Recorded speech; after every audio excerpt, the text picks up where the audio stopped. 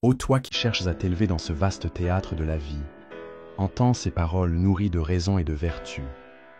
Le bonheur, eudémonia, n'est pas une récompense offerte par les dieux capricieux, mais l'accomplissement suprême de l'homme vertueux. C'est l'acte d'aligner sa vie selon l'excellence, la vertu, et de tendre vers le bien propre à l'homme. La rationalité en action.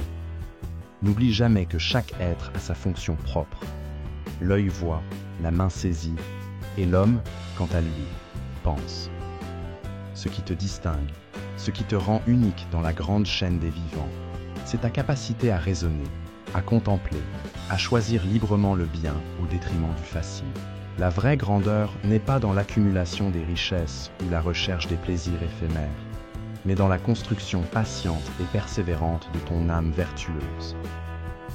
Souviens-toi, la vertu est une habitude. On ne naît pas courageux, ni juste, ni tempérant. C'est par la répétition des actions droites que l'âme se forme, comme le corps se fortifie par l'exercice. Ainsi, chaque choix que tu fais, chaque pensée que tu accueilles, sculpte en toi l'édifice invisible de ton caractère. Refuse la médiocrité. Ne laisse point l'ombre de la paresse ou le mirage de l'instantané t'éloigner de l'excellence. Car l'homme véritablement libre est celui qui se gouverne lui-même. Mais rappelle-toi aussi que l'équilibre est la clé. La vertu n'est pas l'excès, mais le juste milieu. Le courage est entre la témérité et la lâcheté. La générosité entre l'avarice et la prodigalité. Sois ferme, mais point rigide. Sois doux, mais point faible. Trouve dans chaque acte la juste mesure, et tu bâtiras une vie harmonieuse et digne. Ne redoute pas l'épreuve, car les grandes âmes se forment dans l'adversité. Comme l'or s'épure par le feu, ainsi l'homme noble grandit en affrontant, elle, les difficultés. Ce n'est point en fuyant les obstacles que l'on devient meilleur, mais en les affrontant avec sagesse et courage.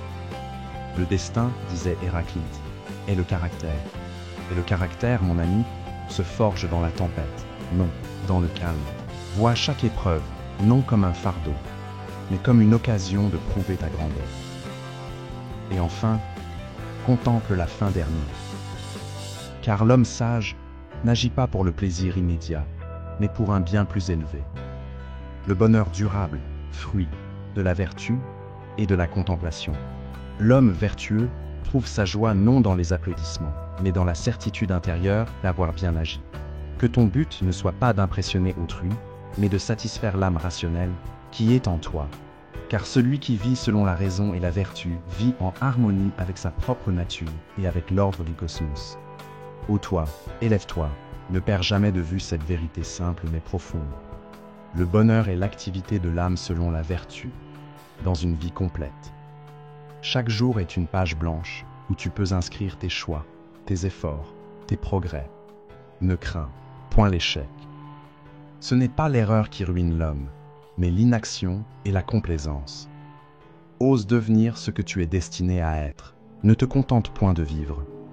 Vis bien, vis pleinement, vis noblement. Ainsi parle Aristote à travers les âges, te tendant la main pour te guider sur le chemin escarpé mais lumineux de l'épanouissement.